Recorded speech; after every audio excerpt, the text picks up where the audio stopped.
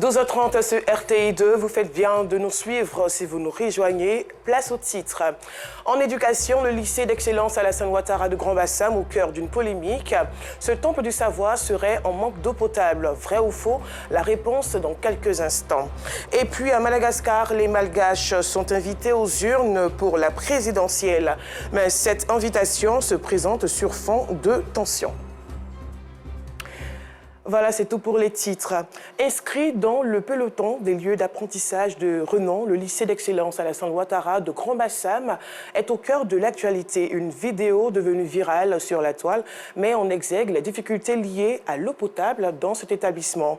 Manque d'eau au lycée d'excellence Alassane Ouattara de Grand Bassam, Info ou Intox. Pour répondre à la question, nos reporters Nou Sangaré et Kader Bachil y ont fait un tour pour faire le constat. Est-ce que l'administration dans son entièreté ne voit pas les enfants transporter les parcs d'eau? Est-ce qu'on ne voit pas l'école est bondée des parcs d'eau? Cette vidéo mettant en exergue les difficultés liées à l'eau potable au lycée d'excellence Alassane Ouattara à Grand Bassam a fait le tour des réseaux sociaux il y a quelques jours. Cet après-midi du mercredi 15 novembre 2023, nous retrouvons Maël Gueux et ses amis, pensionnaires du lycée, à la salle d'eau après une activité sportive. Ils disent être choqués de la tournure que prend cette vidéo. On a vu sur les réseaux sociaux, moi j'ai trouvé ça injuste parce que quand on coupait l'eau, l'eau revenait juste après. Ça ne durait pas au-delà de 2 jours, un jour. Ce qu'ils ont fait, moi j'ai pas trouvé ça bien parce que c'est contraire à ce que nous on vit ici. Une vidéo loin des réalités que vivent les élèves de ce temple du savoir. On était choqués parce que moi comme ça, c'était sur WhatsApp.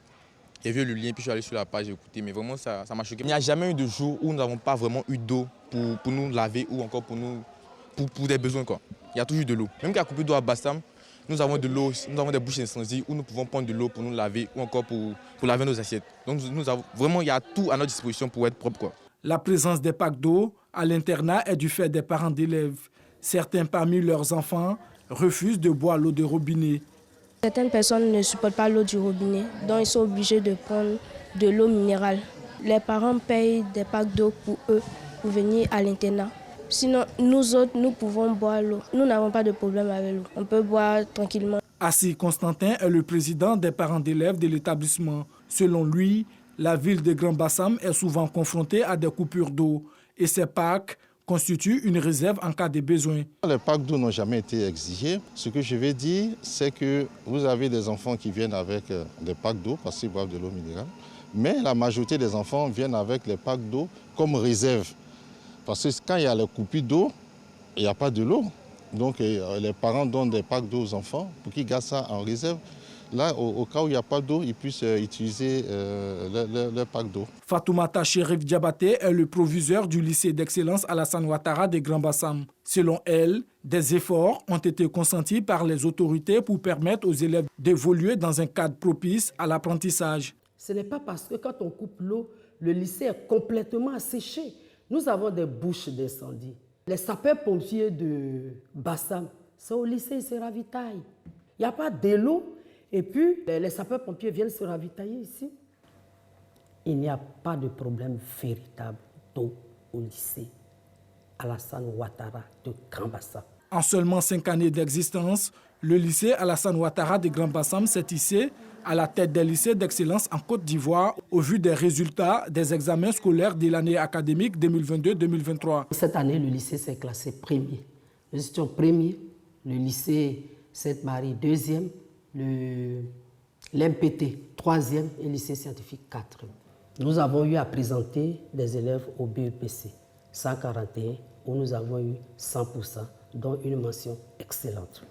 Au niveau du bac, nous avons eu 110 admis sur 111 avec toujours 92 mentions. Est-ce qu'on peut produire de tels résultats, de telles performances dans tous les compartiments de la vie scolaire, dans un environnement insalubre? Est-ce que vous pensez honnêtement qu'un lycée peut exister, un lycée de cette catégorie, de cette trempe, peut exister sans eau? Ce n'est pas possible.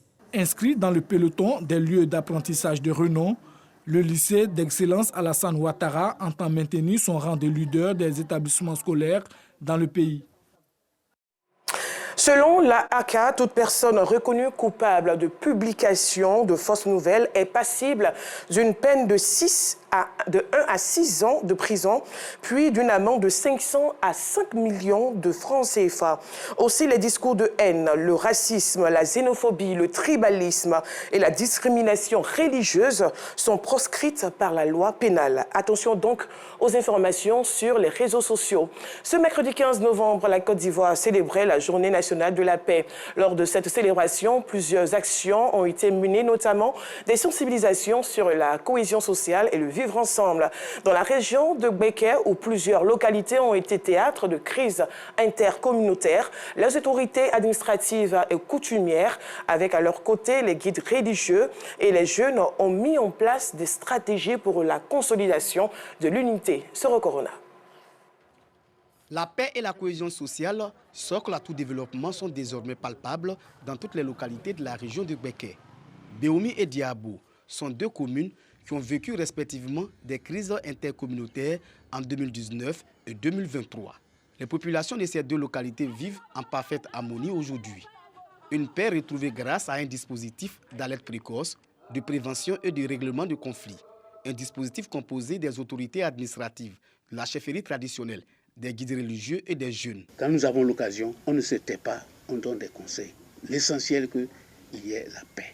Parce que l'Ivoirien, l'hospitalité, elle est légendaire. Ça est dans notre sang. Dans nos prêches, même dans les radios de proximité, nous continuons de prôner la paix. Il y a des conférences même à la mairie, à la sous-préfecture, il y a des conférences qu'on organise dont les thèmes centraux sont la paix. Ici, il n'y a pas chrétien, il n'y a pas musulman, on est ensemble. Chaque fois, moi-même, avec Pasteur Bludi, on est ensemble. Même avec le nouveau chef de village, il n'y a pas de problème. Nana Barthélémy comme Nana, chef de village, il n'y a pas de problème. C'est l'amour.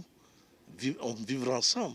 Mieux, à Béoumi, une plateforme numérique des jeunes a vu le jour. Nous avons mis en place une plateforme en ligne appelée Engagement pour prévenir les éventuelles crises. Aujourd'hui, avec l'implication de tous, la paix est une réalité. À Diabo, les femmes du marché s'en sont remises au chef canton pour toujours préserver le vivre ensemble. Pour Nana Thomas Batet, la paix est un bien précieux. Le vivre ensemble constitue un noyau important. Et la paix, comme le président Houphouët-Boigny l'a dit, doit être un sacerdoce pour tous les Ivoiriens. Soyez bénis, grand Houphouët-Boigny, les jeunes de Côte d'Ivoire vous remercient. La délégation régionale du médiateur de la République, de son côté, entend faire de Gbeke un havre de paix. Que le savoir vivre en harmonie avec son voisin, avec son collègue de travail, soit une réalité dans toute nos environnements de vie et de travail. Ainsi, la paix sera le partage de la Côte d'Ivoire entière. Dans les localités de Béoumi et de Diabo, la célébration de la 27e édition de la Journée nationale de la paix est marquée par une campagne de sensibilisation et de dépistage gratuit des cancers du sein, du col de l'utérus, de la prostate et des maladies métaboliques. La célébration de la Journée nationale de la paix se tient chaque année en Côte d'Ivoire à la date du 15 novembre. Elle a été instituée par le décret 96-205 du 7 mars 1996. Parlons développement à Kounfao, dans l'est du pays. Après plusieurs années dans l'obscurité, les populations du village de Nankwa-Okro vont enfin bénéficier d'électricité. Une vingtaine de poteaux électriques ont été plantés par un cadre de la région de Landénié-Djuablin. Cette initiative vise à contribuer au développement du village de Nankwa-Okro. Assiton Diara. Depuis 1947, le village de Nankwa-Okro, région de Landénié-Djuablin, est sans électricité. Une situation qui vit difficilement les habitants de cette localité. Après des demandes à l'aide lancées par les populations auprès des autorités, un cadre de la région décide de mettre fin à cette souffrance avec la mise en place d'une vingtaine de poteaux électriques pour électrifier le village. M. Malan a voulu donner les poteaux électriques à ce village pour aider le village à se développer. D'ici quelques temps, M. Malan va terminer les activités de ce village. Heureux, les habitants de Nankwa-Okro témoignent leur gratitude aux bienfaiteurs. Avoir l'électricité, c'est l'émotion totale. Parce que ça fait des années, environ 10 ans, que le village a été loti. Il y a 3 autres villages qui sont derrière nous. Ces 3 autres villages-là sont électrifiés. Et Okro vit dans l'obscurité. Ça fait une semaine que les poteaux sont arrivés, en même temps plantés. Donc vraiment, c'est une grande joie pour la jeunesse de Kwaoukro. Depuis, on est dans le noir, avec lampe, on ne peut rien faire, on est dans les joies. C'est le fil là, lampadaire, c'est ça on attend. Kwaoukro est un village de plus de 200 âmes. Toutefois, cette localité ne détient aucune infrastructure scolaire. Les élèves sont obligés de parcourir plus de 5 km avant d'accéder à une école située dans le village voisin. Pour la troisième rencontre du conseil municipal de Cocody, 7 points étaient à l'ordre du jour. Mais un seul a retenu notre attention. Il s'agit de la lutte contre l'insalubrité dans la commune. Le maire Jean-Marc Yassé entend faire de la propreté de la belle cité de Cocody son cheval de bataille. Les détails avec Clément Bocco. 6 maires de la commune de Cocody rencontrent pour la troisième fois son conseil municipal en cette année 2023. Une routine conforme au calendrier préétabli est nécessaire pour la bonne marche de la commune, selon le préfet intérimaire d'Abidjan présent à cette rencontre. Il ressort de ces 2 heures de travaux que le premier magistrat de la commune de Cocody entend accentuer la lutte contre l'insalubrité dans sa commune afin que Cocody demeure une cité où il fait bon vivre. Mais il en appelle à la responsabilité de chacun de ses administrés dans ce combat. À notre population, aux administrés, l'environnement c'est un problème non pas seulement du conseil, mais de tout le monde. Tenons notre environnement propre et sain. Ne jetons pas les ordures n'importe comment en se disant c'est l'autre qui va ramasser. Non.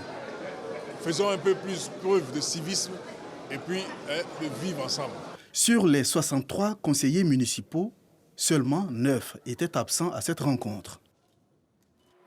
Contribuer à la réduction de la mortalité maternelle et infantile des pays en voie de développement et dans le monde, c'est l'objectif visé par la Société ivoirienne de l'anesthésie-réanimation SIAR à l'occasion de son 8e congrès. Ce rendez-vous placé sous le thème anesthésie, réanimation de la femme et de l'enfant a été l'occasion de partager l'expérience entre spécialistes de la santé. Assitons Diara.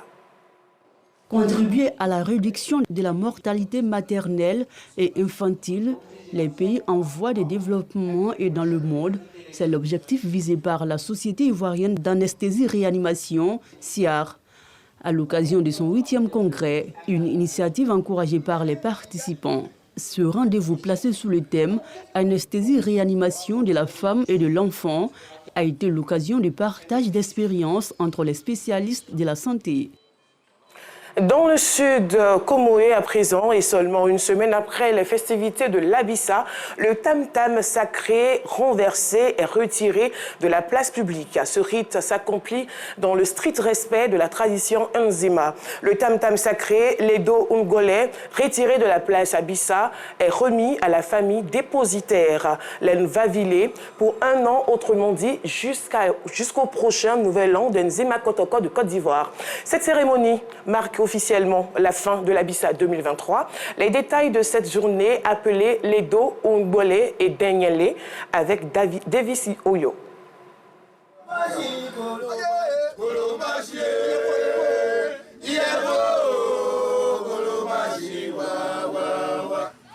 Sept jours après le renversement du tam-tam sacré, le Ndombole est retiré de la place Abissa.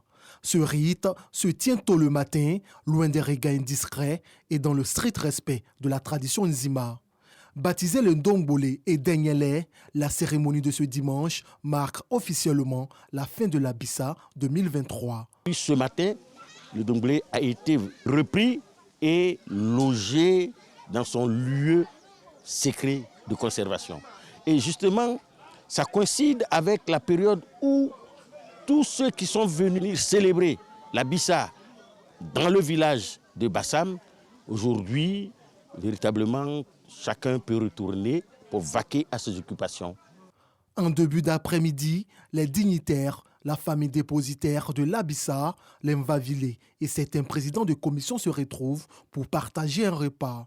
Un déjeuner offert par les chansonniers de l'Abissa. C'est également le lieu pour les acteurs de l'Abissa de dresser le bilan de l'édition 2023. On était sur un thème qui engageait 2 pays, la Côte d'Ivoire et le Ghana. L'Abissa, patrimoine d'Nzima, d'Abouadé au Ghana, à Grand-Bassam, en Côte d'Ivoire. Mais vous avez vu l'influence de nos frères ghanéens qui sont venus en grand nombre, notamment à travers leurs différents rois qui sont arrivés avec leurs notables. Mais vraiment, ça donnait un aspect tout à fait particulier à cette fête. On peut dire, Abissa a réussi. Avis partagé par le nonagénaire des Nzima Kotoko de Côte d'Ivoire, dont un d'âge des notables de Grand-Bassam. À part l'affluence des jeunes gens, n'exécutaient pas forcément les pas de danse de l'Abissa et qui faisaient trop de bruit. En fait, sinon, à part cet élément qui a été in fine canalisé par le comité d'organisation, tout s'est bien déroulé.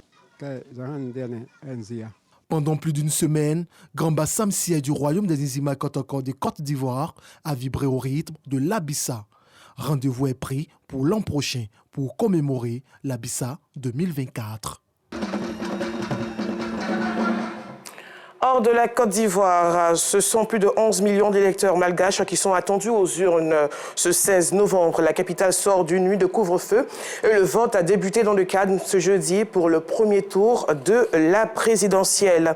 Terminons ce 12h30 au Libéria. Le pays est dans l'attente des résultats après le second tour de la présidentielle de mardi 14 novembre. Le président sortant George Weah est face à l'ancien vice-président d'Ellen Johnson Sirleaf, Joseph Boakai. Au premier tour, les deux candidats étaient au coude à coude. Il y avait à peine 7000 voix d'écart entre ces deux personnalités. Dans un tel contexte, les résultats sont très attendus et la CEDEAO, tout comme les Nations Unies, multiplie les appels au calme. Et voilà, c'est la fin de ce journal. Merci de l'avoir suivi. On se retrouve à 19h30.